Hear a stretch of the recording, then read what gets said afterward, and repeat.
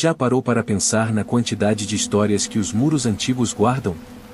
Histórias sussurradas pelo vento, gravadas nas pedras, ecoando em corredores vazios. Histórias que a maioria prefere ignorar, enterradas sob camadas de tempo e esquecimento. Mas algumas histórias se recusam a permanecer em silêncio. Elas persistem, assombrando o presente, lembrando-nos de um passado que se recusa a morrer. E é sobre uma dessas histórias que vamos falar hoje. A história do espelho assombrado do asilo abandonado. O asilo, com suas paredes descascadas e janelas quebradas, era um lugar de escuridão e silêncio. A era trepava pelas paredes como dedos esqueléticos, e o vento assobiava através das janelas quebradas, carregando consigo um cheiro de mofo e decomposição. Mas havia mais do que decadência física ali. Havia um rumor, um sussurro que ecoava pelos corredores vazios, um aviso de que algo assombrava aquele lugar. E no centro dessa assombração estava um espelho antigo e manchado que refletia imagens distorcidas e sombras que não pertenciam a este mundo. A história do asilo era tão sombria quanto suas paredes. Construído no início do século XX para abrigar pacientes com doenças mentais, logo se tornou um lugar de sofrimento. Longe dos olhos da sociedade, os pacientes eram tratados com crueldade. Trancados em celas escuras, privados de comida, água e qualquer vestígio de dignidade humana. Gritos de agonia e pedidos de ajuda ecoavam pelos corredores, abafados pelas paredes grossas e pela indiferença dos seus algozes. Muitos morreram ali, em condições terríveis, seus corpos enterrados em covas rasas no terreno do asilo, suas almas presas entre as paredes daquele lugar amaldiçoado. Lucas, um jovem aspirante a jornalista investigativo, ouviu as histórias. Moradores da região contavam sobre luzes que piscavam nas janelas à noite, sussurros que vinham de dentro do prédio e, é claro, a lenda do espelho. Cético por natureza, Lucas inicialmente descartou tudo como superstição e histeria coletiva. Mas a persistência dos relatos o intrigou. Ele via ali uma oportunidade de ouro para uma matéria que poderia alavancar sua carreira. Decidido a desvendar a verdade por trás dos rumores, Lucas começou a frequentar o asilo. Suas primeiras visitas eram metódicas, quase científicas. Munido de uma câmera digital com visão noturna, um gravador de áudio e um bloco de notas, ele mapeava o local, fotografava cada cômodo, cada detalhe da arquitetura decadente, buscando qualquer sinal de irregularidade, qualquer pista que corroborasse as histórias que ouviu. Ele anotava as datas e horários de suas visitas, as condições climáticas, qualquer ruído ou movimento que percebesse. No início, o asilo se mostrava apenas um prédio velho e abandonado, vítima do tempo e do descaso. O silêncio era quase ensurdecedor, quebrado apenas pelo farfalhar do vento entre as janelas quebradas e o barulho das portas enferrujadas. Com o passar dos dias, a rotina de Lucas se intensificou. Ele começou a passar mais tempo no asilo, explorando áreas mais profundas e isoladas. A antiga ala psiquiátrica, com suas celas minúsculas e paredes rabiscadas, o intrigava particularmente. Ali, a atmosfera era mais densa, carregada de uma tristeza palpável. Lucas começava a sentir um desconforto crescente, uma sensação de estar sendo observado, mesmo quando sabia que estava sozinho. Pequenos incidentes começaram a acontecer, no som de passos atrás dele quando não havia ninguém por perto, o súbito frio em determinados cômodos, o breve vislumbre de sombras nos cantos dos olhos. Ele tentava racionalizar tudo, atribuindo os ruídos ao vento, o frio à umidade do local, as sombras e ilusões de ótica. Mas uma dúvida começava a se instalar em sua mente cética. Uma noite, enquanto revisava as gravações de áudio, Lucas ouviu um sussurro fraco, quase inaudível, no fundo de uma das fitas. A princípio, pensou ser um defeito no equipamento, mas ao aumentar o volume, conseguiu distinguir uma voz feminina murmurando palavras incompreensíveis. O arrepio que sentiu percorrer seu corpo o convenceu de que aquilo não era fruto de sua imaginação. A partir desse momento, a investigação de Lucas tomou um rumo diferente. O ceticismo deu lugar a uma mistura de fascínio e apreensão. Ele não estava mais apenas buscando uma boa história, ele estava envolvido em um mistério que o assombrava tanto quanto o próprio asilo. Ele começou a pesquisar a história do local com mais afinco, buscando registros antigos, entrevistas com ex-funcionários e familiares de pacientes. Descobriu detalhes sórdidos sobre os tratamentos desumanos que ali eram praticados, as mortes inexplicáveis, os boatos de rituais macabros que teriam ocorrido dentro de suas paredes. Quanto mais aprendia, mais aterrorizante se tornava a atmosfera do asilo. Em uma de suas visitas noturnas, Lucas decidiu se concentrar na sala onde o espelho estava localizado. Levou consigo um medidor de EMF, campo eletromagnético, na vã tentativa de detectar alguma anomalia energética. Ao entrar na sala, sentiu um calafrio intenso e o medidor disparou, atingindo níveis altíssimos. A luz de sua lanterna tremia, projetando sombras dançantes nas paredes. Ao olhar para o espelho, viu não seu próprio reflexo, mas a imagem distorcida de uma mulher, com o rosto contorcido em uma expressão de dor e sofrimento. A visão durou apenas um instante, mas foi o suficiente para marcar Lucas profundamente. A partir dali, a linha entre a realidade e o sobrenatural se tornou cada vez mais tênue, e a jornada de Lucas no asilo abandonado se transformou em uma descida aterrorizante às profundezas do desconhecido. A visão da mulher no espelho abalou Lucas profundamente. Ele recuou, tropeçando e caindo para trás, o medidor de EMF rolando pelo chão.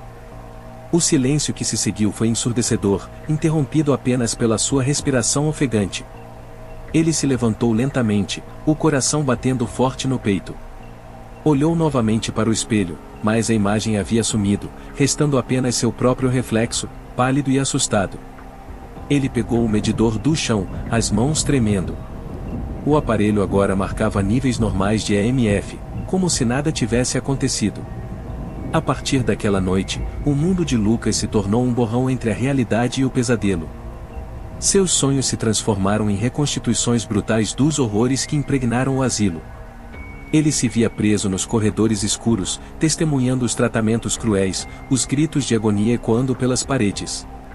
Os pacientes, antes figuras anônimas em suas pesquisas, agora ganhavam rostos, nomes, histórias.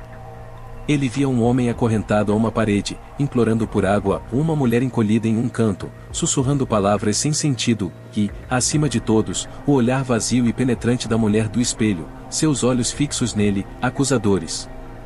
Ao acordar, encharcado de suor frio, a sensação de pavor persistia, como se os horrores dos sonhos tivessem transbordado para a realidade. Durante o dia, a linha entre o real e o imaginário se tornava cada vez mais tênue. A sensação constante de estar sendo observado o perseguia a cada passo. Em meio à multidão, no silêncio de seu apartamento, ele sentia olhares sobre si, como se estivesse sendo seguido por sombras invisíveis.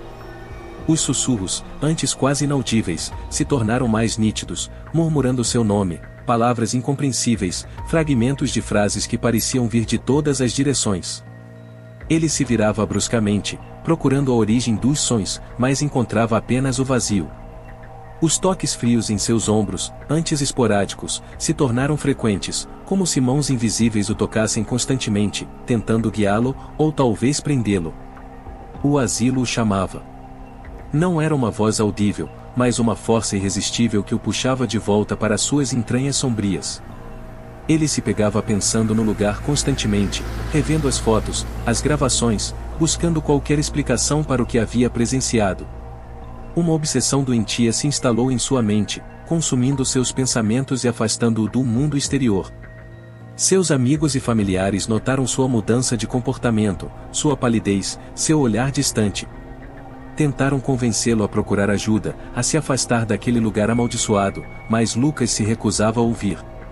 Ele sentia que havia algo mais ali, um segredo que precisava ser revelado, uma verdade que o asilo guardava a 7 chaves. A atração pelo asilo se manifestava de diversas formas. Às vezes, ele se encontrava dirigindo sem rumo pelas estradas desertas que levavam ao local, como se estivesse sendo guiado por uma força externa.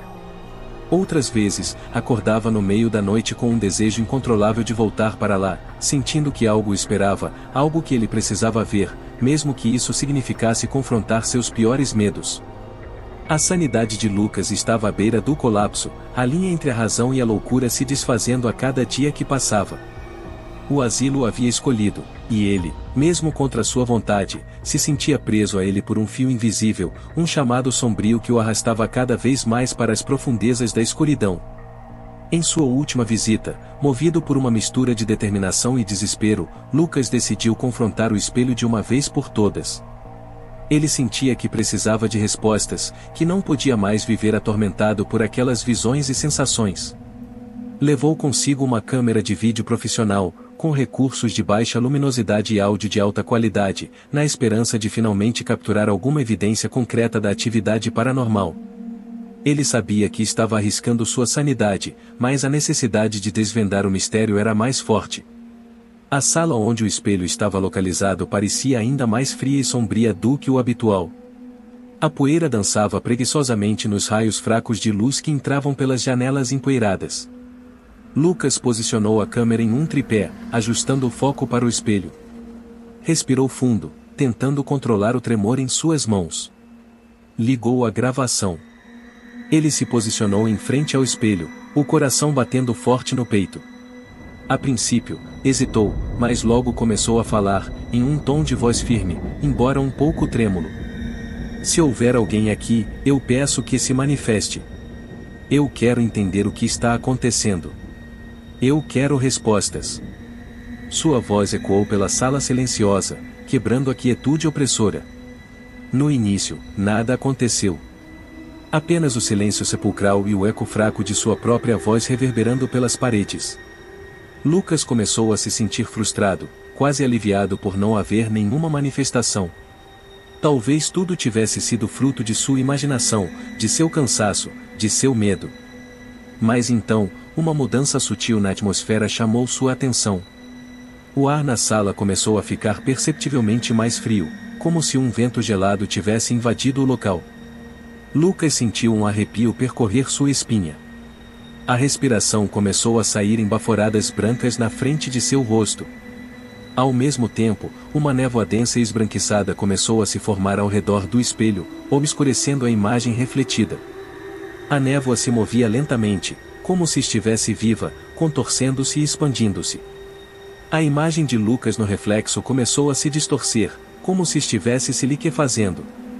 Seus contornos se tornaram borrados, sua face se alongou e se contraiu, seus olhos pareciam se afundar em órbitas escuras. A cena era grotesca, quase insuportável de se ver. Lucas sentiu um nó se formar em sua garganta, o medo o paralisando. E então, a voz surgiu. Não era um grito, nem um sussurro alto, mas uma voz feminina fraca e rouca, que parecia vir de dentro do próprio espelho, como se as palavras estivessem sendo formadas na superfície espelhada. A voz sussurrava palavras em um idioma desconhecido para Lucas, um murmúrio melancólico e assustador que preenchia a sala com uma atmosfera de profundo terror. A voz parecia carregar consigo o peso de séculos de sofrimento e dor, ecoando os horrores que haviam acontecido dentro daquelas paredes. O grito de Lucas ecoou pelos corredores vazios, um som agudo e desesperado que se perdeu na escuridão densa que engolfara o asilo. A câmera, caída no chão, continuava gravando, capturando apenas o chiado estático e o som abafado dos passos de Lucas enquanto ele corria freneticamente para fora do prédio.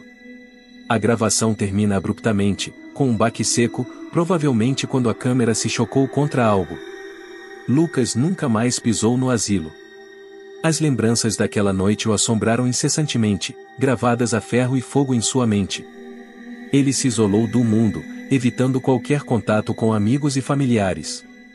As imagens do espelho, a névoa fria, a voz sussurrante, tudo se repetia em seus pesadelos, noite após noite.